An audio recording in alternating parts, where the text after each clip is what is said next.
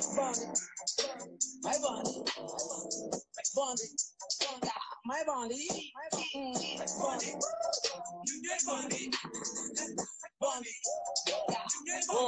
di ci kenn Chris ñoom ñu ngi mel soo ko léegi sa MC Gasa lay def do biir si gën ma ko yàq tas ma dem ko mel Youssou ñu ñëw fa baax man ak seen yaay ñu tolo ay borna. Bonsoir docteur. Oui, bonsoir madame. ma doon def tuuti ambiance doon animé tuuti à la ngay egsi. Oui, c'est bien, pas de problème. voilà naka liggéey bi ak confinement bi ba débordé wu leen. Non, ça va, alhamdoulilah, ñu ngi ci liggéey bi on a beaucoup de boulot mais bon yàlla baax na ça va on s'accroche. ah alhamdulilah kon donc bon li gënoon mooy en attendant ñëpp di rejoindre discussion bi jéem a waxtaan tuuti si bon comme sujet affaire jigéen ak yi nu doon wax ak yooyu yëpp amoon na ay question nag yu nu recevoir oon yu bëri xanaa di jéem a répondre nànk ma bàyyi la nga def introduction peut-être en attendant. Wow, d'accord, y a pas de problème. Donc, on fait ça en wolof ou en français? En wolof kay wolof bu saf-saf comme ñun dañuy bëgg lépp accessible xam nga nu mu gën a humble rek comme ça ñëpp mën a suivre ñëpp am ay questions et tout ça ñu mën a waxtaan ci wolof daal waxtaan bi gën a leer. Ah, d'accord, amul problème, pas de souci. D'accord, donc maa ngi lay jaajëfal di la sant par rapport ak invitation bi waxtaan bi ñu def tey sur cette page. Am na ko bind ay qui ne sont pas wolof hein attention. waa garaaw après ñu jéem ñuy def na ñaar ñëpp wolof français anglais italien. Oui boobu dina métti bon donc maa ngi lay gërëm di la sant par rapport à l'invitation bi donc tey on va discuter un peu de la ñu waxoon encore la reprise de la vie sexuelle après l'accouchement. Je pense loolu la ñu waxoon ak am na beneen deuxième sujet xamatuma la si ak libido perte de libido parce que en général après accouchement da ngay ñu bëri dañuy perte libido te dañ bëggoon xam les causes ak les solutions aussi am nañ ay questions yu gars yi posé yu bëri sax en inbox xam naa nànk rek. Ah, d'accord, donc on va y arriver. Donc, merci. Le sujet d'aujourd'hui portera sur la reprise de la vie sexuelle après l'accouchement et la perte de la libido. On va essayer de faire ça en bilingue, en français et en wolof pour ceux qui ne comprennent pas wolof, et en français aussi et en wolof aussi pour ñi nga xam ne dégguñu tubaab. Voilà, donc tout ce que je dirai en français, évidemment, je vais le dire en wolof, Inch'Allah. Voilà, donc ce qu'il faut savoir, c'est que par rapport à la reprise de la vie sexuelle après l'accouchement, c'est que habituellement, sur le plan médical, il est conseillé après un accouchement de reprendre la vie sexuelle, d'attendre au moins 40 jours. 40 jours, c'est ce qui est recommandé dans la religion et ce qui est aussi recommandé sur le plan médical. Ci deret dootul meret règle la. Waaw, d'accord. Problème ñoo xam ne nag ñoom duñu gis règle mën nañ su nekkee dañuy nàmpal mën nañ toog ba 6 mois avant ñu gis règle. Mais ça dépend. Parfois sax ay 1 an am na ñoo xam ne 1 an 2 ans. Voilà, exactement. Après les 40 jours, les règles peuvent venir comme elles peuvent ne pas venir pendant 6 mois à 2 ans. Et après 40 jours, tout saignement qu'on aura ne sera pas considéré comme étant des lochis, mais plutôt comme des règles. Et c'est à ce moment qu'il faut envisager de reprendre sa vie sexuelle. Maintenant, pour envisager de reprendre la vie sexuelle, il y a un préalable. D'abord, il faut normalement aller voir votre médecin, votre sage-femme, votre gynécologue, pour qu'il s'assure que vous avez bien cicatrisé, si vous avez une épisiotomie, si vous avez une déchirure, etc. Il vérifie que vous avez bien cicatrisé et à partir de là, vous pourrez commencer votre vie intime. Donc, ñeent fukki fan yi normalement, oui. Donc ñun mënuñu c'est-à-dire bu fekkee ni accouché nañ 40 jours même avant 40 jours bu dee deret amatul mënuñu jëlal suñu bopp décision wu reprendre foog ñu dellu si gynéco bi mu jox ñu son aval. Mën nga ko jël mais li gën mooy nga dem ci gynécologue bi d'abord mu vérifier. Parce que soo reprendre la vie sexuelle avant les 40 jours fekk muqueuse utérine muqueuse vaginale bi parewul mën nga si jëlee ay déchirure wala mu xoteeku wala li ñëwoon teppeeku wala ci nga am sa infection. Donc dans l'idéal avant de reprendre la vie intime il faut aller voir le gynécologue qui vérifie que tout est ok. Ça c'est ce qui est mieux. Même su dee césarienne. Même su nekkee césarienne.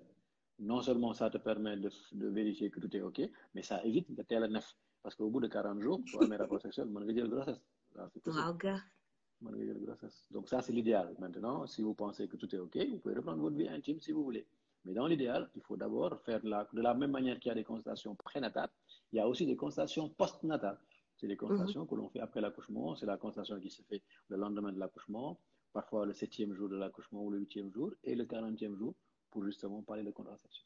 Donc, est-ce que psychologiquement, tu es prête ou pas? Parce que le problème, c'est qu'après l'accouchement, il y a des remaniements au niveau de la vie de la femme. Déjà, il y a le bébé, qui est un facteur, entre guillemets, qui perturbe la vie de couple, et le statut même de la femme change. Avant d'accoucher, c'était une femme, c'était une épouse, c'était une femme enceinte, mais après l'accouchement, elle devient une maman. Et en devenant une maman, son centre d'intérêt change. Et le centre d'intérêt de la femme, c'est le bébé. D'abord, le mari, il passe au second plan. Ce qui peut créer des frustrations chez le mari. Parce que le mari qui, surtout si c'était une première grossesse avant, c'est le mari qui avait l'exclusivité du corps de la femme, c'est lui qui s'amusait avec elle, c'est lui qui s'amusait avec ses seins, etc. Quand la femme, son statut change et qu'elle devient une maman, les seins qui étaient des objets de plaisir pour le mari deviennent un instrument pour nourrir le bébé. Et donc la fonction du sein change déjà. Donc le mari, il peut trouver une certaine frustration. Ce sein-là avec lequel il s'amusait, maintenant c'est le bébé qui l'utilise comme une nourriture. Donc ça faire ce qu'on appelle la méthode du pipi relâché retenu. Vous mettez, comme vous imaginez que vous avez envie de pisser et vous êtes dans une situation où vous ne pouvez pas pisser, qu'est-ce que vous allez faire? Vous allez vous concentrer votre périnée. Vous allez le concentrer pendant 10 secondes. Ensuite, vous vous relâchez. Vous vous reconcentrez pendant 10 secondes et vous relâchez. Vous vous reconcentrez pendant 10 secondes et vous relâchez. Et donc, il faut le faire 10 fois le matin, 10 fois à midi et 10 fois le soir, en le faisant pendant à peu près 1 mois. C'est comme si vous avez fait la régulation périnéale et votre périnée va se raffermir. Et si vous aviez des fuites d'urine, vous allez vous rendre compte que les fuites d'urine vont disparaître. Si vous aviez des pets vaginaux, vous allez vous rendre compte que les pets vaginaux vont finir. Et donc, rééducation, soo ko defee maanaam li ngay téye sa bopp di bàyyi di jàpp di bàyyi soo ko defee 10 fois le matin 10 fois le midi et 10 fois le soir. Au bout de benn weer 1 mois di nga gis ne que yow sa kanam gën na dëgër que su nekkoon da nga doon jékki-jékki di saw te tayoo ko dina bàyyi nga tisoo li muy saw dina bàyyi wala su nekkoon da nga seeg sa jëkkër wala nga am ay air bu dugg sa kanam yëpp di nga gis ne dafay bàyyi. Waaw. Et donc ça c'est très efficace. Loolu mooy le premier niveau de la rééducation du périnée. Le deuxième niveau de la rééducation du périnée, c'est d'acheter, par exemple, des boules de geisha. Il en existe plusieurs types. Il y a des boules de geisha, il y a des boules de Kegel, il y a les cônes vaginaux, il y a le pelvix. Il y en a beaucoup. Ku nekk da ngay jënd selon toi, selon tes moyens, selon ta disponibilité, selon ce qui est disponible. Et le principe, c'est d'introduire, par exemple, les boules de geisha, qui sont les plus classiques, à l'intérieur du vagin. Dans les boules de geisha, il y a un système de vibration qui fait de telle sorte que lorsque vous marchez, lorsque vous faites du sport, la cuisine, etc., les boules vont vibrer à l'intérieur du vagin et vont muscler le vagin. N'est-ce pas? Et en musclant le vagin, c'est comme si vous faisiez de la rééducation périnéale. Mais pour que les boules fonctionnent, il faut le mettre et bouger. Si vous mettez les boules et que vous ne bougez pas, ça n'agit pas. Ouais, on met les 2 boules en même temps ou juste une boule? Non, ça dépend. Ce n'est que c'est des boules de geisha, c'est 2 boules. Ce n'est que c'est des boules de Kegel, en général, c'est 3 boules. Une boule unique et 2 boules paires. Ce n'est que boule de Kegel, lui, premier bi ngay commence. Def ko pendant 15 jours, 1 mois. Ensuite, nga soog dougal les 2. Parce que boule geisha, da lay lubrifier waale en même temps day xaw a joxaale plaisir. Donc, bu dee da nga ko def les 2 di dox, ngay am ay sensation yoo xam ne xaw ma ndax. Oui, je suis d'accord. Parce que à la base, les boules de geisha, c'est un gadget sexuel. Ils sont inventés soit pour se donner du plaisir ou pour la masturbation. Donc, ça sert à ça, à la base. Mais on s'est rendu compte que les femmes qui l'utilisaient, qu'on appelait des geishas, c'était des femmes japonaises, quand c'est elles qui le faisaient souvent, elles avaient toujours des vagins très, très, très fermes. Et c'est pour ça que les médecins se sont intéressés à ça et se sont rendus compte que c'était des objets qui pouvaient faire office de rééducation du périnée. Et donc, sur les boules de geisha, ça kanam, oui, du dox ou des sports ou de la cuisine, oui, ça va exciter le point G parce que dina ko laal à l'intérieur du vagin, mais en même temps, ça va muscler le vagin. Le seul risque que vous avez quand vous avez des boules de geisha, c'est qu'en le faisant, en marchant, en courant ou en faisant le ménage, c'est d'avoir un orgasme, simplement. Waaw am pi nekk da nga nekk ci mbooloo nekk def cours di am orgasme sa kanam élève yi xam dina xaw a doy waar mais su nekkee yow sa biir nekk nga am sa orgasme wala sa biir def di daw def sa sport bon c'est pas grave l'essentiel ça veut dire que ça marche. Ouais, c'est vrai. Voilà. Et donc les boules de geisha, pour dire en français, c'est des boules, il y en existe plusieurs types, hein, des boules de geisha, les boules de Kegel, etc. Le principe des boules de geisha, c'est si c'est des boules de geisha, de mettre 2 boules à l'intérieur du vagin et d'aller vaquer à vos occupations. Soit faire du sport, soit faire le ménage, faire la cuisine, etc. Et les boules qui vont s'entrechoquer à l'intérieur du vagin, et ça va muscler le... waaw ñun dañu koy poser lu bëree bëri naka laay def ba am plaisir parce que du ma mouiller du ma lii du ma lee ma du point de vue de la gynécologie qu'est-ce qu'il faut faire exactement pour ñi ñuy déglu am les mêmes problèmes lan lañu war a def est-ce que dañuy ànd dem si dem consulter spécialiste wala naka lay demee Non, déjà, si on a des problèmes de lubrification, nga am lu ñu tuddee sécheresse vaginale, soo am rapport sa kanam du tooy, que vous n'avez pas suffisamment de lubrification, il y a des causes médicales. Ça peut être une infection. Si on a une infection, on a du mal à lubrifier correctement. Mais dans 90% des cas, le manque de lubrification, c'est d'abord dû à des préliminaires qui ne sont pas suffisamment longs. 2 minutes de préliminaire, ce n'est pas des préliminaires. 1 minute de préliminaire, ce n'est pas des préliminaires. Quand on est stressé, on ne lubrifie pas. Si on a des rapports sexuels par devoir, on ne lubrifie pas. Si on a des rapports sexuels parce qu'on ne peut pas refuser, on ne lubrifie pas. Pour lubrifier, il faut être dans le rapport. Si on a un rapport sexuel en pensant à son bébé qui peut se réveiller à n'importe quelle heure, on ne lubrifie pas. Si on a un rapport sexuel en évitant de crier parce qu'il y a le voisin ou votre maman dans la chambre à côté, vous ne voulez pas qu'il vous entende, vous n'allez pas lubrifier. Maintenant, il y a des pathologies qui font qu'on le lubrifie moins. Une infection diminue la lubrification. Une hypothyroïdie diminue la lubrification.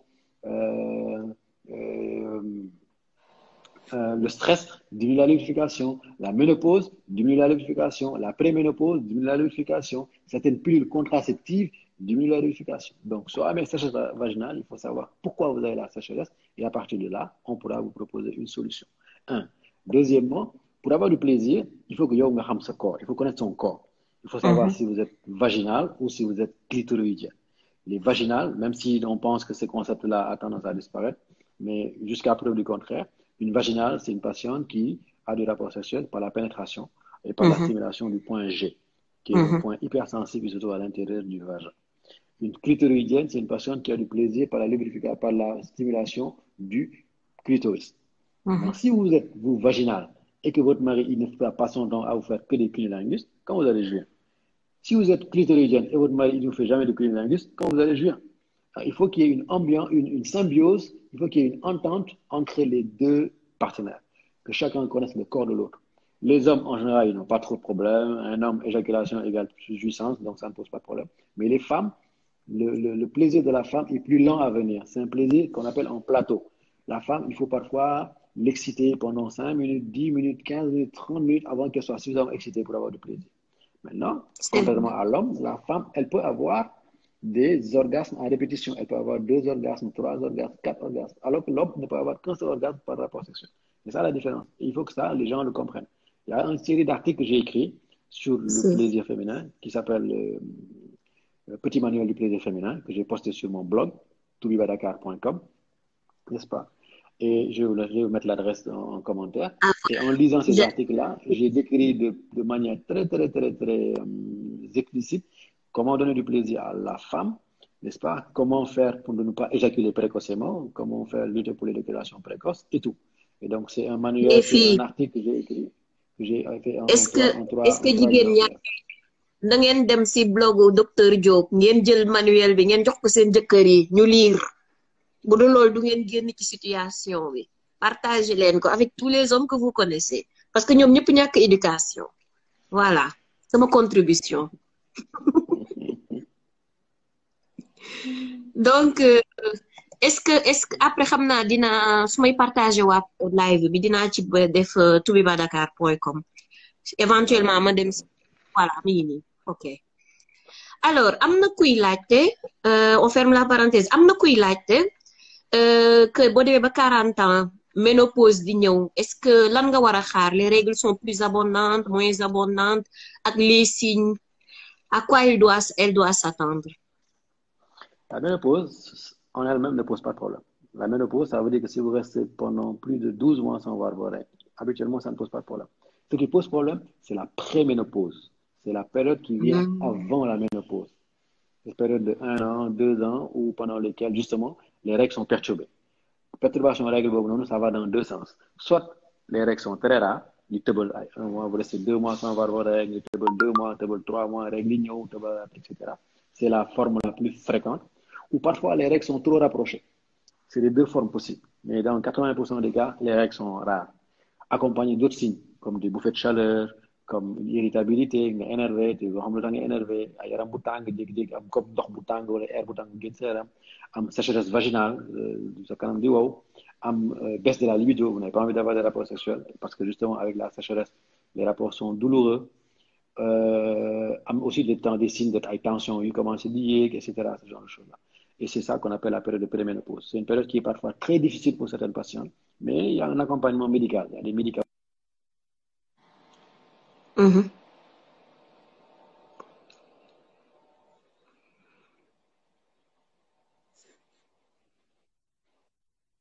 Diminuer les bouffées de chaleur, etc. Et à partir de là, vous pourrez avoir une vie sexuelle correcte. Après que la ménopause est installée définitivement, les symptômes là, ils disparaissent. Les bouffées de chaleur disparaissent et la vie sexuelle peut reprendre normalement, sans problème. Ok. Amna kuy laajte ñu revenir si defoon naa jeex na mais amna ku ni comment savoir si on est vaginal ou clitoridien? Ben, c'est simple, il faut se masturber. Le seul moyen de savoir si vous êtes vaginal ou clitoridienne, c'est de toucher votre clitoris et de toucher votre vagin. Si vous touchez votre clitoris, vous donne du plaisir, vous êtes vaginal, vous êtes clitoridienne. Si vous touchez votre vagin à l'intérieur, vous donne du plaisir, vous êtes vaginal. C'est le seul moyen, je peux dire.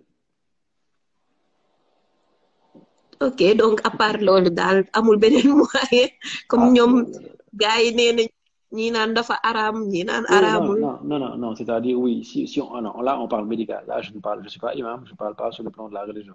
Je parle en tant que médecin. N'est-ce pas? Oui, on est musulman, on est chrétien, etc. On sait que la religion défend la masturbation. On est d'accord, c'est défendu par la religion. Mais nous-mêmes, en tant que médecins, on ne demande pas de se masturber tout le temps. Se masturber tout le temps, c'est pas bon aussi. Ça crée d'autres problèmes. Ce qu'il faut faire, c'est de se masturber au moins une fois ou deux pour connaître son corps. C'est une sorte d'exploration de son corps. C'est de connaître. Tu n'as plus besoin de te masturber. Exactement. On ne demande pas de se masturber tout le temps, n'est-ce pas? Voilà, on va se masturber une fois. En plus, si vous ne voulez pas vous masturber, demandez à votre partenaire de vous masturber, qui s'appesantit sur votre clitoris. Si ça s'appesantit sur votre clitoris pendant 10 minutes et que vous ne ressentez rien, ça veut dire que vous n'êtes pas clitoridienne. Ah, d'accord. Am na ku ni lan mooy soccante comment savoir ko la waaw loolu moom yàgg naa dama ko sax gëjoon a dégg defoon naa soccet ñaari façon soccet moo am soccet bi nga xam ne ñun médecins yi nangu nañ ko ak soccet bi nga xam ne ñun médecins yi nangu wuñu ko, n'est-ce pas? Soccet bi nga xam ne ñun médecins yi nangu nañ ko moom la ñu tuddee condylomes, encore appelé verrues génitales. Ce sont des infections génitales dermatologiques dues à un virus qu'on appelle le HPV. Le HPV, il y a beaucoup de HPV. Il y a un HPV, ça donne des soccets. Il y a un HPV, ça donne le cancer du col de l'utérus. Et donc, soccet, ça se manifeste par ay genre, comme les des crêpes, qu'on appelle des crêpes de coq, d'ailleurs, des crêpes génitales. Il y en a au niveau des organes génitaux, au niveau des grandes lèvres, des petites lèvres, du vagin, du clitoris, de l'anus, etc. Et donc, c'est une infection. C'est dû à un virus qu'on appelle HPV. beneen soccet bi nga xam ne ñun nanguwuñu ko mooy bi nga xam ne dañ nekk yow da nga seeg sa jëkkër mais sa jëkkër mënu egg ci yow et qu'on te demande que da nga am soccet mënu egg ci yow il faut aller voir benn grand-mère mère là moom lu mu dagg loolu moom ñu nanguwuñ ko ça n'existe pas. Ah bon? Non, ça n'existe pas. Les gens qui ont lors de le premier rapport sexuel le mari il a du mal à les pénétrer, elles font simplement ce qu'on appelle un vaginisme. Un vaginisme, c'est que parce qu'elles sont stressées, parce qu'elles ont peur, elles ont une contraction involontaire du vagin, du muscle du vagin, et la pénétration est impossible. Il faut simplement une dalal sen xel, que le fasse preuve d'un peu de tact, un peu de douceur, etc. Qu'il fasse beaucoup de préliminaires, qu'il utilise des lubrifiants, et là, la pénétration pourra se faire. Donc, ces histoires de ay mënuloo sëy sa jëkkër mënu egg ci yow nga am na lu ñu war a dagg, non, nous on n'est pas d'accord. Et soo demee ñu dagg li ñuy dagg on l'apparente à l'excision ou on l'apparente à une mutilation génitale. Am na sax ku demandé ni pour les femmes excisées nag ban moyen lañ am pour mën a jël plaisir parce que dañ leen exciser. Je l'ai lu tout à l'heure. Certaines femmes excisées ont du plaisir. Tout dépend déjà du type d'excision que vous avez eu. Est-ce que c'est l'excision type 1, type 2, type 3 ou type 4? Et tout dépend de votre corps. Si vous avez une excision type 1 ou 2, où on a coupé le clitoris, alors que vous êtes vaginal, ça ne pose pas de problème. Alors que c'est la pénétration vaginale qui va vous donner du plaisir. Mais si malheureusement pour vous, vous avez une excision type 1, où on a coupé le clitoris, et que vous êtes clitoridien, là, vous pouvez avoir des difficultés à avoir du plaisir. Maintenant, ce qu'on a coupé, même si vous n'avez pas de plaisir, au niveau de fini d'ague, au niveau de la cicatrice, ce qu'on appelle le moyen de cicatrisation, en général, il reste des récepteurs nerveux. Il faut nous stimuler un peu pour avoir un peu de plaisir. Et dans ce cas, il faut aller voir un médecin. Il va essayer d'enlever la cicatrice, de reconstituer le clitoris, parce qu'on peut réparer une mutilation génitale. Et à partir de là, vous pourrez avoir votre plaisir. Mais il y a beaucoup de femmes qui sont excisées et qui ont une vie génitale, une vie sexuelle épanouie. D'accord. Am na ku ne moom parfois kanamam day xasan. Est-ce que problème là? Oui, c'est pas normal. Si on a sa canam d'affaires Hassan, ça peut être une infection. Habituellement, canam Hassan, c'est des champignons, c'est des mycoses. Il faut aussi aller consulter. Ok. Am na ku ne demande lan mooy solution pour une pénétration impossible parce que depuis 1 an, elle a toujours pas consommé son mariage. Si elle n'a pas pu consommer son mariage pendant 1 an, ça veut dire qu'elle souffre de vaginisme. Je l'ai dit tout à l'heure.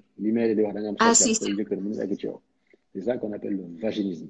Et donc, c'est une contraction involontaire et invincible de l'entrée du vagin. C'est un vrai problème. On a des patientes que l'on suit et qui sont à 2 ans, 3 ans de mariage sans pouvoir pénétrer, sans pouvoir avoir de pénétration. Parfois, c'est très compliqué. Pour traiter le vaginisme, il y a 2 parties. Il y a d'abord une partie psychologique. Il faut aller voir un psychologue qui discute avec vous. Parce qu'habituellement, c'est la peur qui déclenche le vaginisme. On a peur de la douleur, etc. Mais il y a un instant, peur de faire donc, il faut avoir un soutien psychologique, il faut avoir un entretien psychologique, parce que derrière le vaginisme, parfois, il y a des antécédents de traumatisme dans l'enfance, d'attouchement sexuel, de maltraitance, parfois d'infection ou de douleur, etc. Donc, il faut voir un psychologue, ça. Deuxièmement, le médecin, il peut prescrire des médicaments. Il va prescrire des lubrifiants, il va prescrire des médicaments antidouleurs et il va prescrire des myorelaxants. C'est des médicaments qui relâchent les muscles, qui relâchent le vagin, puisque le vagin, c'est un muscle. Et là, la pénétration peut se faire. Et dans tous les cas, il faut consulter à 2, avec le médecin, avec le mari, parce qu'il a sa part à jouer. Il faut qu'il soit patient, il faut qu'il soit doux, il faut qu'il soit attentionné. Ok. Par rapport à tout à l'heure, bi ñuy wax waxu diabète gestationnel, am na ku laajte accouchement à 38 SG ou 38 SA? Nous, les gynécologues, on ne parle que de SA. On ne parle pas en SG. À chaque fois qu'un gynécologue vous donne un chiffre pendant l'accouchement, c'est SA. Nous, on ne fonctionne pas en SG. Donc, si on dit 38, c'est 38 SA. Ce n'est pas 38 SG. J'ai eu un épisio durant mon accouchement et ça fait toujours mal. Ça fait 5 mois. Oui, c'est pas normal. Ça veut dire que l'épisio peut-être a été mal cicatrisé ou a été mal réparé ou bien il a pris des filets nerveux à l'intérieur. Il faut retourner voir votre médecin. Il va vérifier la qualité de la cicatrisation, voir na amul tout, voir na amul kéloïde. À partir de là, il vous propose soit une petite chirurgie de réparation pour lever une bride ou un massage ou une rééducation. Oui, c'est pas normal. 5 mois, c'est quand même trop. Y a une dame qui dit qu'elle a accouché par césarienne d'urgence il y a 6 mois. Elle a fait 24 heures de travail ouvert à 2 doigts. Ensuite, avant l'olive, elle souhaiterait savoir si le deuxième peut venir normalement. Ça dépend de la cause de la césarienne. Si elle a été opérée parce qu'elle a une anomalie du bassin, que c'est son bassin qui n'est pas bon, évidemment, si le bassin n'est pas bon à la première grossesse, il ne sera pas bon à la deuxième grossesse, à moins que vous ayez grandi entre-temps. Et dans ce cas, l'accouchement par voie basse, c'est impossible. Mais si elle a été opérée pour autre raison, le bébé est trop gros, il est en siège, il est mal positionné, là, elle peut avoir des chances d'accoucher par voie basse si elle respecte au moins 2 ans avant de retomber enceinte. Ok. Est-ce qu'une dystrophie ovarienne bilatérale peut entraîner une infertilité? Oui et non. Une dystrophie ovarienne bilatérale peut donner des troubles du cycle. Elle peut faire en sorte que vous avez un cycle tellement irrégulier que, vous avez difficulté à tomber enceinte. Deuxièmement, dans la dystrophie ovarienne, dans certaines situations, vous n'ovulez pas. Vous avez des cycles pendant lesquels vous n'avez pas ovulé. Et donc, quand on a une dystrophie ovarienne, il faut faire un bilan hormonal complet. Doser la FSH, la LH, la prolactine, la TSH, la MH. Et à partir de là, on pourra vous proposer un traitement pour booster votre ovulation. Ok. Y a une dame qui dit qu'elle a fait une échographie. On m'a dit que j'ai une absence d'ovules, mais j'ai la présence des œufs. Quelle est la différence? Bon.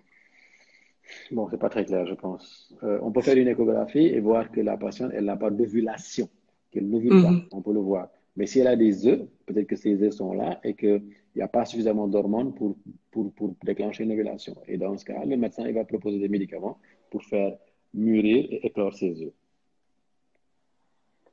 am na nag question boo xam ne man maa koy poser personnellement Allez-y.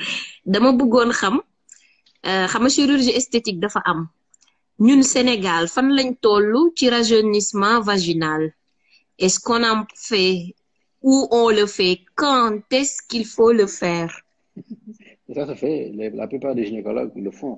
Le rajeunissement vaginal, on appelle ça en chirurgie la reprise de périnée. Ça se fait pour les patients qui elles ont eu plusieurs accouchements, 3, 4 accouchements, qu'elles ont senti leur vagin très large, que malgré la rééducation périnéale avec des boules de geisha ou bien avec une kinésie, les choses ne s'arrangent pas. Ben, vous allez voir votre gynécologue, il va vous faire votre rajeunissement vaginal, c'est tout. C'est une intervention qui est très facile à faire. Ça dure 15-20 minutes maximum. Bon, il faut une anesthésie loco-régionale et l'hospitalisation maximum. est-ce que ça fait mal C'est sous anesthésie. On fait une anesthésie et après, il y a ah une période de cicatrisation de 40 jours. mais est-ce que def que ça coûte cher au Sénégal Ça dépend. fini Non, ça, ce n'est pas censé être très cher. Nous, dans le privé, on le fait, ça coûte quoi? 200, 250 000, c'est pas trop cher, je pense. Pour moi, c'est pas trop cher. après comme chez genre chirurgie esthétique la mais du effet bi combien de temps ça dure ñaata est-ce que kon mën nga reprendre ses rapports sexuels normalement comme avant Oui. pour combien de temps avant que muy yaatuwaat Non, tant que suñ ko defee ñu tëj ko defaat ko normalement. Tant que accouché waatuloo ci kawam warul tëjee. La seule chose qui peut le réouvrir le vagin, c'est un autre accouchement. Et donc, si vous faites le rajeunissement du vagin, tant que vous n'accouchez pas, votre vagin restera jeune. Maintenant, si vous accouchez, là, il va s'élargir.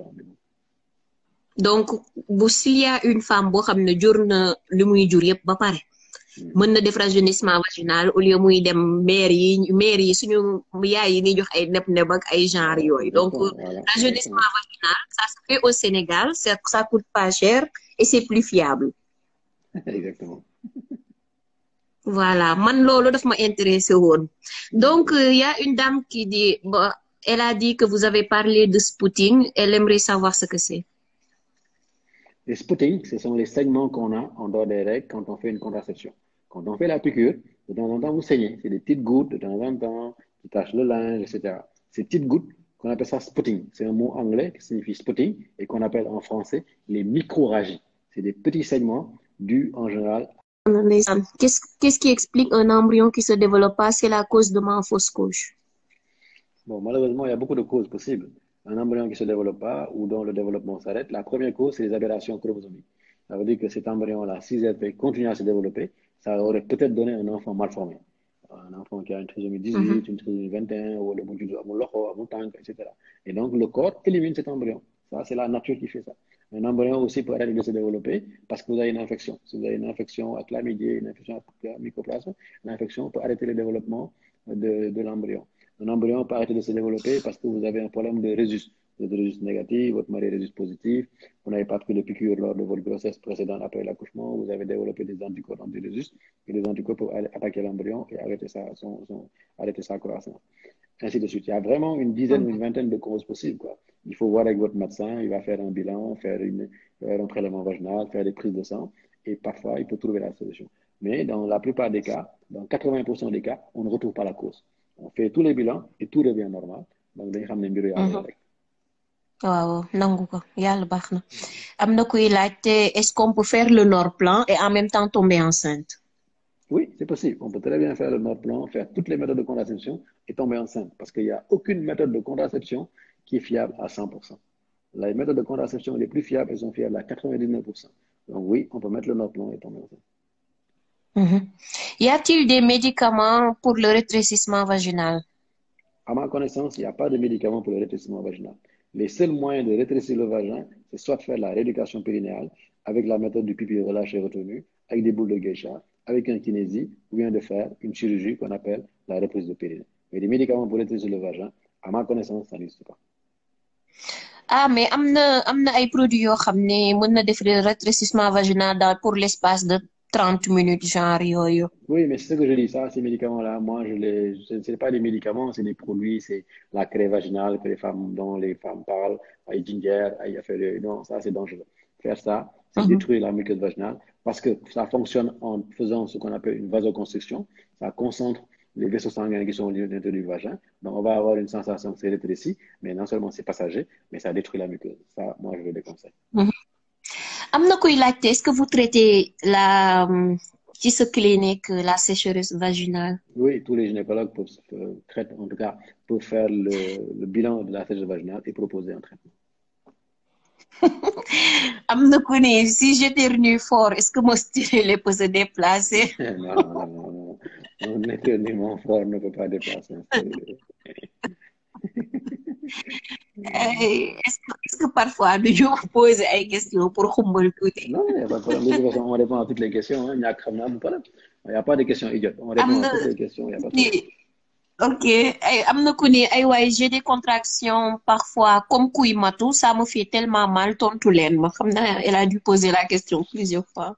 Des contractions. Elle est enceinte ou quoi? Si elle est enceinte, avoir des contractions. Si elle est en fin de grossesse, c'est normal. Il faut avoir des contractions. Si elle n'est pas en fin de grossesse, elle a des contractions. C'est pas normal. Il faut aller voir un médecin. Il va voir quelle est la cause des contractions. Est-ce que c'est une infection? Est-ce que c'est un fibrome? Est-ce que c'est le bébé qui bouge trop, etc. Et proposer une solution. Les cicatrices après césarienne, bon, il y a deux types. Soit la cicatrice, elle est normale. Maintenant, il n'y a rien à faire, c'est une cicatrice. Nous, quand on incise, on essaie de faire une belle incision très basse pour que ce soit sur les maillots du fait. Parfois aussi, on a utilisé toute une cicatrice hypertrophique, qu'on appelle kéloïde en français. Et dans ce cas, dès que vous voyez que la cicatrice commence à gonfler, il faut aller voir votre médecin, votre dermatologue de préférence. Il va mettre des corticoïdes pour que la cicatrice arrête de gonfler. Ou bien il va mettre des injections de corticoïdes ou d'une pommade de corticoïdes. Maintenant, s'il y en a trop, il faut l'enlever chirurgicalement et refaire la suture. Ok, elle dit qu'elle a fait le brin, mais ça la faisait saigner. Elle l'a enlevé, elle a pris les pilules et même chose, elle sait pas ce qu'elle doit prendre parce que bëggul stérilé et elle ne veut pas tomber enceinte. Oui, le brin qu'on appelle encore l'implant, oui, ça peut faire saigner. J'ai dit tout à l'heure, le brin a 3 effets secondaires. Soit vous saignez en dehors des règles, qu'on appelle le spotting, ou bien vous avez du poids, ou bien vous ne voyez pas vos règles. Ce qu'il faut faire, c'est qu'au lieu d'enlever le brin quand elle saignait, il aurait dû aller voir son médecin, un traitement pour arrêter le spotting. Simplement. Et après, dans 80% des cas, ça marche. Maintenant, si ça ne marche pas, là, on peut envisager. La pilule, elle fait saigner très rarement. C'est très rare que la pilule peut saigner. Et en général, quand la pilule fait saigner, ça veut dire que vous ne la prenez pas à la même heure. Ou bien que vous avez pris une pilule qui est trop faiblement dosée. Si vous prenez une pilule faiblement dosée, ou bien que vous ne prenez pas à la même heure, ça peut faire saigner.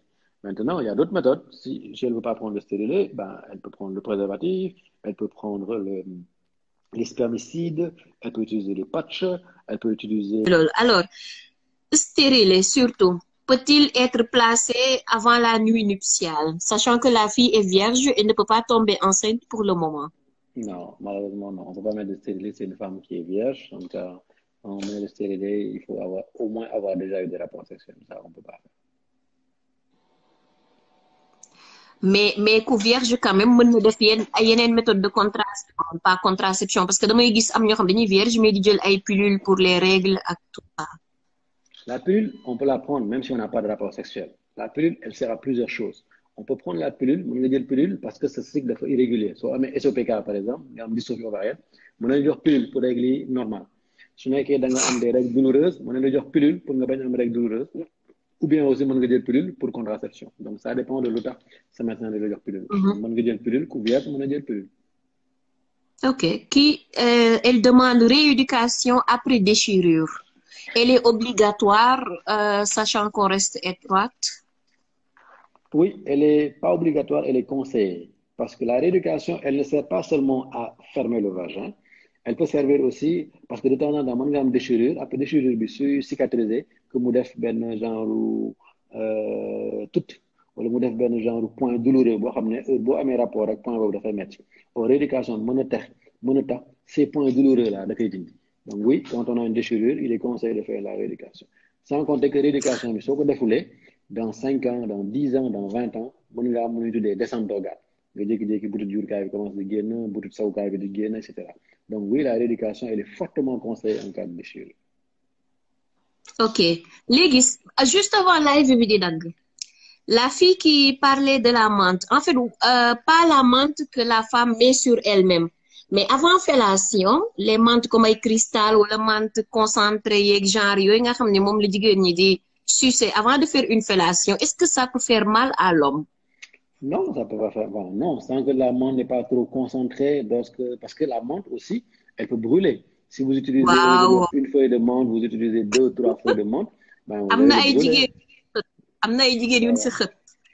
Voilà, elle peut brûler parce que le gland aussi, il Ah est oui. sensible. La surface du gland chez l'homme est très sensible. Donc, si vous mettez 2, 3 feuilles de menthe, vous pouvez le brûler, vous pouvez le blesser, etc. Donc, il faut faire ça avec modération. Et là, je pense que c'est moins dangereux que de mettre la menthe à l'intérieur du vagin. Waaw man moom dama koy faral di wax à mes clientes parce que dañ menthe moom comme ñëpp ko bëgg te dafay niru ni dafa xew kuy jënd dama naan lay defal nànk dafa fort mën na ko gaañ mën na ko lakk parce que c'est très très très très fort loolu moo tax. Ouais, c'est très fort. Parfois, c'est fort. Oui. Alors je crois que question yu bari yi ma jotoon yi am na ku naan may ouvre la boîte à questions mais c'est déjà ouvert madame. Donc bu fekkee ne am ay question mën ko poser directement fii nii dinañ ko gis mën ci répondre en live. C'est dommage j'ai perdu les autres questions parce que comme cat da ci duggoon 1 heure de temps yi waxtaan bee neex ñu topp ko ba 1 heure de temps yi passé mooy loolu alors am na ku ni docteur je suis à 38 semaines de grossesse mais ba léegi pas d'accouchement. Ben oui, on peut accoucher à 38, à 39, à 40, c'est normal. Hein. L'accouchement, c'est entre 36 semaines et 40 semaines. Si à 38 semaines, vous n'avez pas accouché, jusqu'à preuve du contraire, c'est pas un problème. Sauf si c'est une grossesse gémellaire, ou bien sauf si vous n'avez que diabète gestationnel. Il faut aller voir votre médecin, votre sage-femme ou votre gynécologue, ñu xool c'est quoi le problème. Mais 38 semaines, madame, c'est normal. bañ a muñ rek fin bi dafa metti xam naa loolu la fin bi moom dafa metti alors am na kuy laajte pilule microgédéon est-ce que c'est faible ou pas est-ce que tu peux suggérer une autre pilule? Oui, la pilule microdosée, elle est faible. De toute façon, plus la pilule est faible, moins il y a des effets secondaires. Donc, c'est une très bonne pilule. Maintenant, si elle ne vous convient pas parce que vous oubliez ou bien parce qu'elle vous fait saigner, il faut aller voir un médecin. Votre médecin vous prescrire une autre. Malheureusement, en direct comme ça, je ne peux pas prescrire de pilule. Ok, d'accord. Alors, est-ce normal qu'avec un implant, on ne voit pas... Non, c'est parti. On ne voit plus ses règles. Avec implant. J'ai dit tout à l'heure que l'implant a 3 effets secondaires. 1, c'est l'absence de règles. 2, c'est les saignements en dehors des règles. 3, c'est la prise de poids. Donc oui, c'est normal de ne pas avoir ces règles avec l'implant. D'accord. Est-ce que maintenant, on peut parler de règles douloureuses? Parce que live bële, juste avant muy jeex, am na ñu doon wax ci affaire règles douloureuses. Ndax am na luñ ci préconiser pour wàññi ko parce que am na ñoo xam ne moom bu ñu am seen règle presque feebar la. Oui, quand on a des règles douloureuses, c'est pas normal déjà. Avoir des règles douloureuses, ça doit être exceptionnellement normal. C'est pas normal d'avoir des règles douloureuses. Nous, on a tendance à croire qu'avoir des règles douloureuses, c'est normal et que ça disparaît lorsqu'on est marié ou lorsqu'on a un accouchement. C'est vrai, c'est pas vrai. Mais on considère que les règles douloureuses, c'est pas normal. Quand on a des règles douloureuses, il faut aller voir un médecin, il faut voir pourquoi vous avez des règles douloureuses. Si vous avez des règles douloureuses parce que vous avez un kyste de l'ovaire, c'est pas normal. Si vous avez des règles douloureuses parce que vous avez un fibrome, c'est pas normal. Si vous avez des règles douloureuses parce que vous avez une endométriose, et c'est la cause la plus fréquente, c'est pas normal. Si vous avez des règles douloureuses parce que vous avez un utérus rétroversé, là, c'est normal. Donc, sur 5 causes, ben oui, c'est normal, 4 du normal. Donc, il faudrait, quand on a des règles douloureuses, aller voir un médecin, faire une échographie, faire un bilan, savoir pourquoi on a des règles douloureuses. Si c'est normal, tant mieux. Si c'est pas normal, vous avez le traitement adéquat. Et là, vous n'aurez plus de règles douloureuses. Ok, alors, quand est-ce qu'on doit accoucher si on a un diabète gestationnel? Si on a un diabète gestationnel, il faut accoucher au plus tard à 38 semaines. Parce que si on dépasse 38 semaines, on a 25% de chance de perdre son bébé. Les grossesses avec diabète gestationnel, dans 25% des cas, après 38 semaines, malheureusement, l'enfant il meurt dans le ventre de la mère. Donc, quand on a un diabète gestationnel, au plus tard 38 semaines, il faut accoucher. On déclenche l'accouchement et vous accouchez normalement. Si on ne peut pas déclencher l'accouchement, on fait une césarienne. Alors, période de reconduite pour un UN 6 cycle de 26 jours. Période de fécondité pour un cycle de 26 jours. Si on a un cycle de 26 jours, quelle que soit la durée du cycle, tant que c'est un cycle normal, pour calculer la période de fécondité, c'est facile. On fait la durée du cycle moins 14. Si vous avez un cycle de 26 jours, vous faites 26 moins 14 égale 12. Donc, vous ovulez a priori au 12e jour. Et donc, vous êtes fécond 4 jours avant le 12e jour, madame, le 11e jour, le 10e jour, le 9e jour et le 8e jour. Et un jour après le 12e jour, madame, le 13e jour. Donc, la période féconde, c'est la période située entre 4 jours avant et un jour après la durée du cycle moins 14. Ah waaw loolu de defe naa jàngoon naa ko xaw ma nag comme man bi ma génnee école ak léegi dafa yàgg. xam nga ñun waaye je me ñun ñëpp dañuy jàng école dañu jàng ne que ovulation 14e jour la. Mais ovulation, c'est 14e jour pour quelqu'un qui a un cycle de 28 jours, simplement parce que 28 moins 14 égale 14. Si on a un cycle de 26 jours, 26 moins 14 égale 12. Si on a un cycle de 30 jours, 30 moins 14 égale 16. Et donc, il faut toujours faire cette durée du cycle moins 14 pour avoir le jour de l'ovulation. Pourquoi on dit que vous en avez féconde 4 jours avant? Simplement parce que les spermatozoïdes, ils sont censés vivre 4 jours. Donc, si vous avez une bonne glaire cervicale, votre glaire cervicale va nourrir les spermatozoïdes pendant 4 jours. Et donc, ils vont rester 4 jours à attendre l'ovule.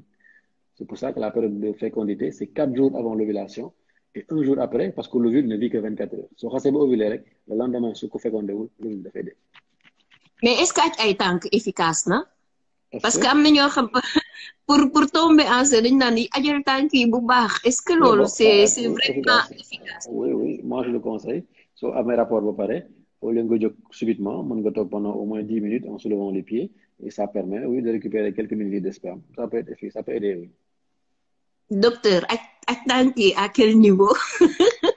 Ndax da nga ci kaw jege ay? Ah waaw, da ci kaw rek donc léegi monsieur sax mën na téye tànk yi say tànk bàyyi comme yoga bàyyi sa bopp ci suuf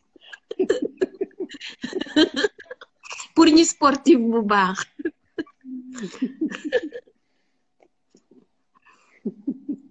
Alors am na kuy laajte est-ce qu'on peut faire de la rééducation 2 à 3 ans après accouchement? Oui, on peut faire la rééducation jusqu'à 5 ans, 6 ans après un accouchement. On peut très bien le faire, ça ne pose pas de problème. Au contraire, c'est parfait. Ok, kii nag day laajte si elle espace ses grossesses de 5 ans, est-ce que tamit du am complication bu fekkee ni ëmbaat na? 5 ans, c'est quand même beaucoup. Nous, on considère qu'il faut respecter les espaces entre 2 et 3 ans. Mais mën nga espacer entre 5 ans sans un problème. Ça, c'est pas obligé d'avoir des complications. En tout cas, ce qu'on demande, c'est de respecter un espace de 2 ans. Le reste nag yaay tànn lu la neex nga def ko. Am na ku laajte est-ce que la libido augmente dans la trentaine? Ça peut augmenter dans la trentaine parce qu'en général, la trentaine, ça coïncide coïncide dans la vie de l'homme comme de la femme à une période d'épanouissement. À partir de trentaine, en général, tu as am liggéey, tu as am jabar, tu as am doom, tu as am kër, tu as am lili. Donc, ça xel ci day gën a dal en général dans ta vie personnelle. Et donc, oui, la libido peut parfaitement augmenter avant 30 ans. Mais la libido n'est pas dépendante de l'âge. La seule période de la vie pendant laquelle la libido diminue, c'est chez les femmes pendant la préménopause. Mais la libido peut augmenter dans la trentaine. Oui.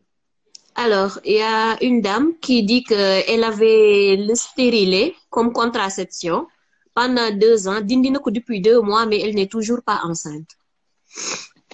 Oui, le stérilet, c'est une bonne méthode de contraception, c'est parfait. Mais si vous enlevez votre stérilet, le stérilet n'empêche pas de tomber, ne donne pas d'infertilité. La probabilité de tomber enceinte est de 10% par mois. Chaque mois, vous avez 10% de chance de tomber enceinte. Donc, on peut tomber enceinte quand on enlève le stérilet, le premier mois, le deuxième mois, le troisième mois, jusqu'au 10e mois. Donc, si vous attendez 10 mois, il n'y a pas de grossesse, là, ça veut dire qu'il y a un problème. Il faut aller consulter. Le problème peut venir de vous, le problème peut venir de votre mari. Vous faites un bilan tous les deux, on saura quel est le problème et on pourra proposer une solution. C'est alors qui moom day laajte le retour de couche avec l'allaitement, est-ce un facteur retardant le retour de couche? Ça le retarde de combien de temps? Oui, l'allaitement, si c'est un allaitement maternel exclusif, plus vous allaitez avec le sein, plus vous avez des chances de retarder le retour de couche. Maintenant, c'est personne dépendant. Il y a des gens qui font un allaitement exclusif au sein et qui, malheureusement, dès le 40e jour, voient leurs règles. Il y en a d'autres qui allaitent de manière mixte, qui donnent le biberon et le sein, et qui restent pendant 2 ans sans voir leurs règles. Ça dépend des personnes, simplement. Mais habituellement, plus on donne le sein, moins les règles reviennent. Mhm. Alors, docteur, que pouvez-vous nous dire sur le vibromasseur? C'est vrai que c'est un bienfait pour le sexe, mais est-ce de même pour la santé de la femme? Tant qu'on ne l'utilise pas de manière excessive, tant qu'on n'en abuse pas, ça ne pose pas de problème.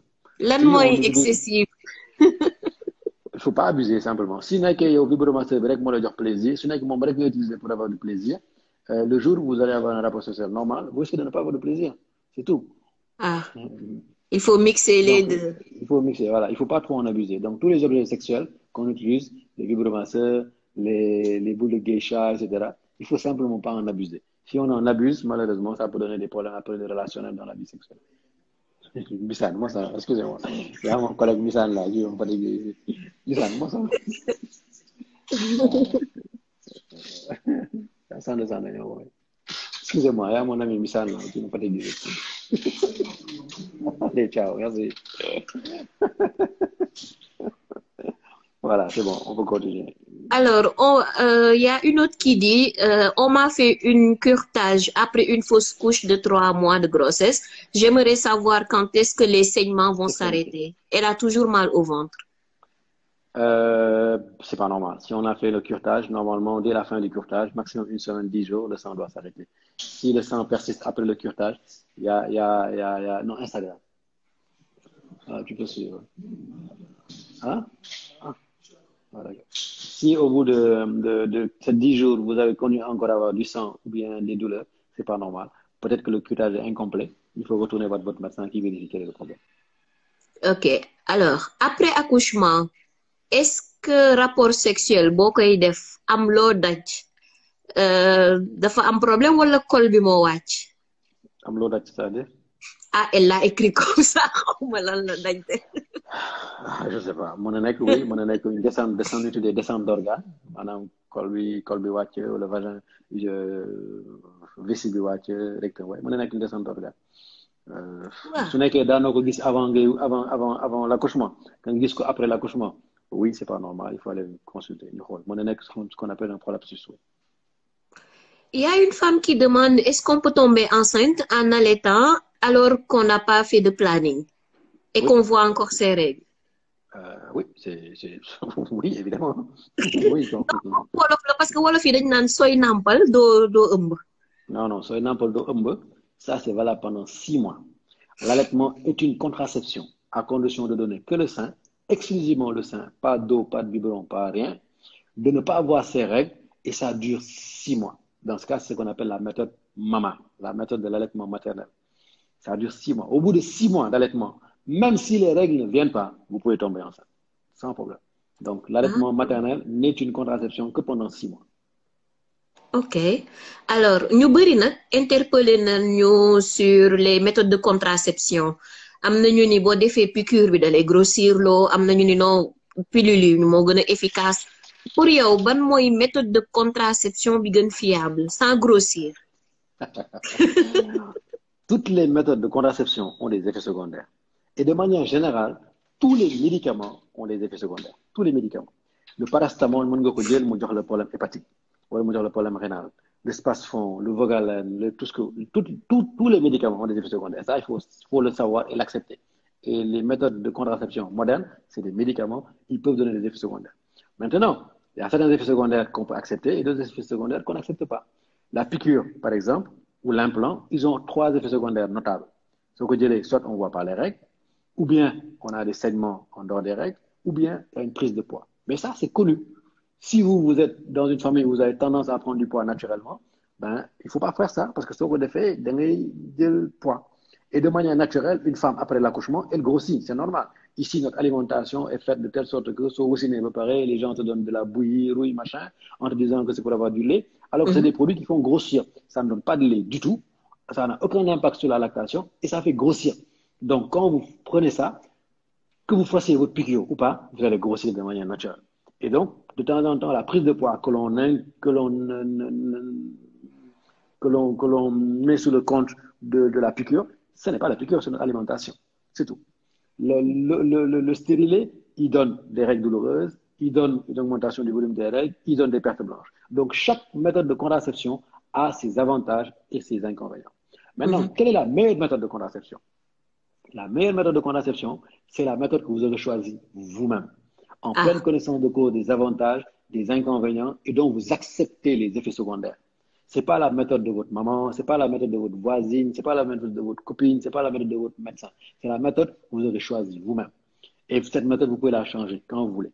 Mais tant que vous allez prendre une méthode sur la base des avis des autres, tant que vous allez prendre une méthode parce que votre voisine prend la pilule, je prends la pilule, votre collègue de bureau prend le stérilet, je prends le stérilet, votre maman avait pris la piqûre, je prends la piqûre. Non, ça ne marche pas comme ça. La meilleure méthode de contraception, c'est celle que vous aurez choisie vous-même et dont vous acceptez les effets secondaires.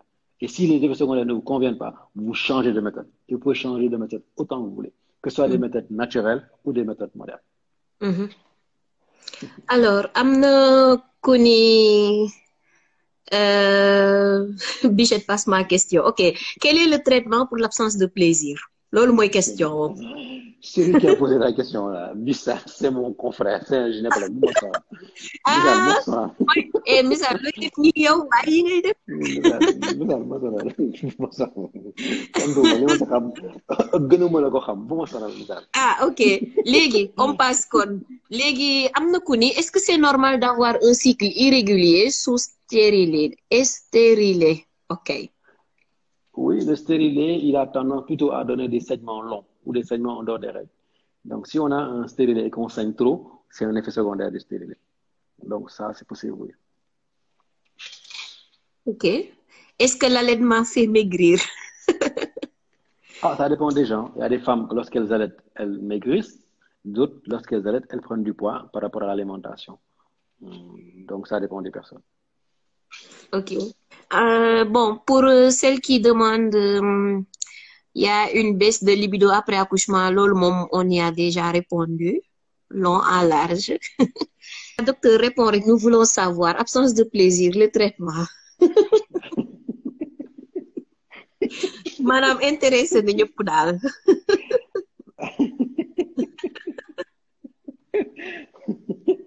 Absence de plaisir. Enfin, si on n'a pas de plaisir pendant un rapport sexuel, il faut voir pourquoi on n'a pas de plaisir.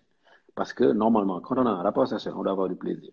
Si on n'a pas de plaisir, ça veut dire soit qu'on n'est pas intéressé par le rapport sexuel, ou bien quand on a un rapport sexuel, on a la tête ailleurs. On a un rapport sexuel en voulant tomber enceinte, donc on pense plus à la grossesse qu'au rapport. Donc la tête n'est pas là, n'est-ce pas? Ou bien qu'il y a peut-être un problème médical, que vous avez une infection, que vous avez une hypothyroïdie, des hormones thyroïdiennes qui ne fonctionnent pas bien normalement, que vous êtes trop stressé, etc. Et donc, il faut savoir qu'est-ce qui vous motive pour le rapport sexuel. Deuxièmement, il faut voir comment se passe le rapport sexuel. Dans un rapport sexuel, il faut d'abord des préliminaires. Et j'ai dit tout à l'heure que les préliminaires, c'est 15 minutes minimum. Si vous n'avez pas 10 à 15 minutes de préliminaires, vous pouvez ne pas avoir de plaisir. Troisièmement, il faut de l'endurance. Si vous avez un rapport sexuel et que votre conjoint n'est pas endurant, qu'il éjacule au bout de 2 minutes, 3 minutes, alors que vous, il vous faut peut-être 10 minutes pour être vraiment dans le rapport, évidemment, vous n'allez pas avoir de plaisir. Maintenant, le reste, c'est est-ce que vous êtes vaginal ou est-ce que vous êtes clitoridienne? Si vous êtes vaginal et que votre conjoint se concentre sur le clitoris, ça ne sert à rien. Si vous êtes clitoridienne et qu'il se concentre sur le vagin, ça ne sert à rien. Et c'est à vous de connaître votre corps, de savoir qu'est-ce qui vous donne du plaisir. Et je l'ai dit tout à l'heure, le meilleur moyen de savoir quel est le problème, c'est de faire une masturbation. Si vous masturbez, vous avez du plaisir, ça veut dire que vous êtes normal. Et donc, si votre conjoint ou votre partenaire sexuel n'arrive pas à vous donner du plaisir, le problème ne vient pas de vous, le problème vient de lui. Ok. Amna kuy laajte votre avis sur les produits mentholés qu'utilisent les couples. Souvent, on entend dire que c'est pas bien et pour la santé de l'homme, alors que jigéen ñu bari ñu ngi ciy utiliser. Le vagin n'est pas une cuisine. Dans le vagin, on ne met pas de menthe, on ne met pas de soble, on ne met pas de ginger, on ne met pas de nep-nep, on ne met pas de persil. Non. Moi, j'interdis formellement tous ces produits qu'on met dans le vagin, soi-disant pour pimenter la vie sexuelle. Parce que malheureusement, en le faisant, vous avez la sensation que vous pimentez votre vie sexuelle, mais vous êtes en train de détruire votre flore vaginale à telle enseigne que vous augmentez vos chances d'avoir un cancer du col de l'utérus un jour.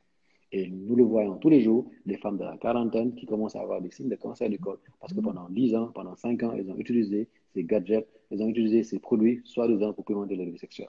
Donc je le dis, je le répète, le vagin n'est pas une cuisine. On ne met pas ça. Non, on peut Donc, mettre des boules de geisha, on peut mettre des boules brésiliennes qui sont fabriquées pour ça. Donc, c'est fait pour ça. On peut mettre de temps en temps, on peut faire une fellation avec une feuille de menthe, ça fait pas de mal. Mais si on en abuse, et si surtout on le met dans le vagin, à 22 heures, comme que 1 heure, là. Voilà, docteur, bienvenue. Nee na, voilà, s'il n'y a pas un fibrome derrière tout ça, s'il n'y a pas une endométriose, une adénomiose. Donc, ça dépend de la cause. Rokhaya 75.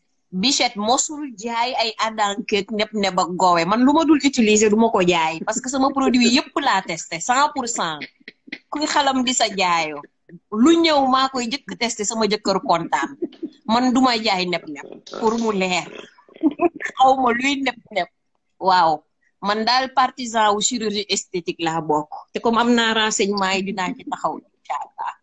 Donc am na kuy laajte j'utilise Difaston et je suis à ma 2e cycle mais je sens que j'ai pris du poids. Est-ce normal? Oui, de temps en temps, en prenant du Difaston, c'est des hormones, ça peut donner du poids, oui, ça peut être normal. Ça peut être normal. Ah, qui posait une question, mais elle n'est pas enceinte. Ah. Celle qui a des contractions comme qui accoucher. Elle a mal au ventre. Dans ce cas, il faut qu'elle aille voir son médecin.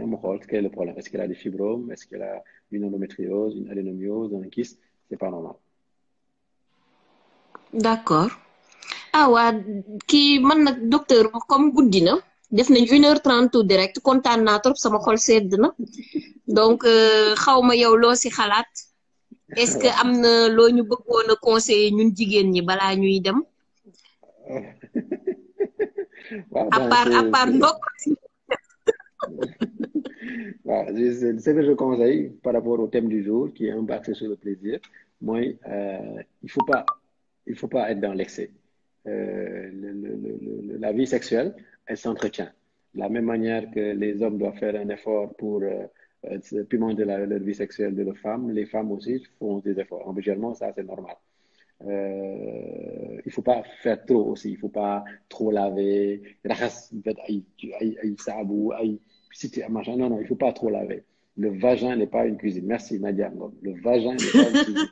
Donc, il faut pas trop laver. Le vagin, c'est un organe qui respire, c'est un organe qui est intelligent, c'est un organe qui a une capacité de récupération extraordinaire, c'est un organe qui se répare lui-même, c'est un organe qui se nettoie lui-même. Et les pertes blanches, c'est simplement le produit de nettoyage du vagin. Donc, il faut respecter cela. Maintenant, si les pertes changent de couleur, si les pertes deviennent nauséabondes, si les pertes deviennent jaunâtres, si elles grattent, là, ça veut dire qu'il y a une infection, il faut aller voir un médecin.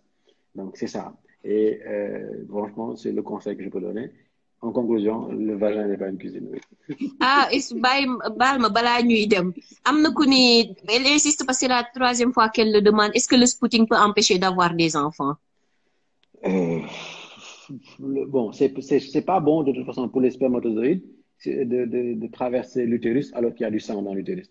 Parce que le sang dans l'utérus va gêner la progression des spermatozoïdes et va créer une réaction inflammatoire de nettoyage. Les macrocytes vont venir nettoyer le sang. Donc, c'est pas bon pour les spermatozoïdes d'avoir du sang dans le vagin. C'est pas quelque chose qui va être très déterminant dans la fertilité, mais c'est jamais bon de saigner. Si on saigne, il faut régler le problème du saignement, voir quelle est la cause. Si c'est un polype, le polype lui-même peut vous empêcher de tomber enceinte.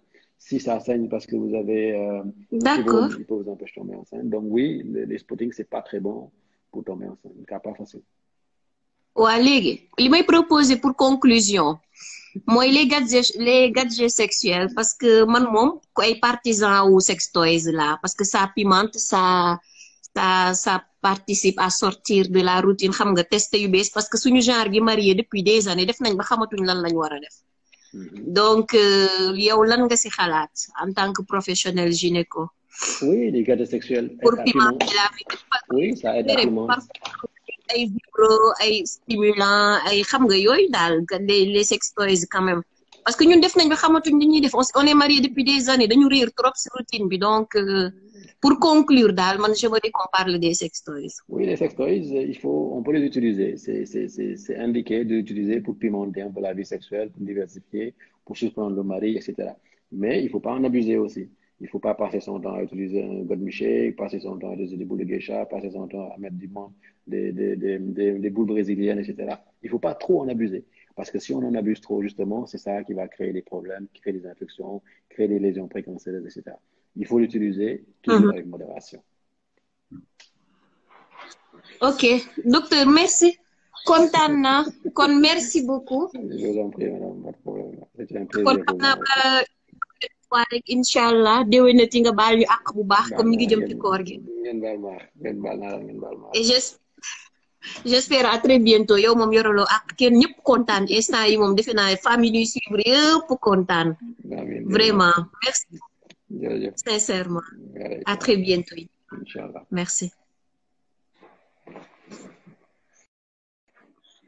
Ah sama gars yi kontaan naa xaar leen ma ruube jëw docteur tuuti man daal kontaan naa sama xol sedd na xaw ma nag lan ngeen ci xam mais man moom sama xol sedd na donc noonu la rek ñun moom incha allah ñu ngi leen di déglu ku si am yeneen demande mën nga ñu wax bu ko defee ñu def yeneen live rek ah une prochaine fois invité waat docteur Abdoulaye Diop wala keneen normalement chaque 2 semaines samedi yi ñu ngi def live ak benn psychothérapeute bu tudd Ladjike Diouf suñu page Facebook moom spécialiste la si thérapie de couple xam ngeen gis nga yooyu du yu fu tubaab kese parce que néegu sëy dafa lëndëm li ñuy wax dafa compliqué donc dañuy am ay psychothérapeute yoo xam ni ay spécialiste lañ di ñu wax lan mooy seen avis si vie de couple te loolu ñu ngi koy def toutes les 2 semaines sur notre page Facebook Bichette Léger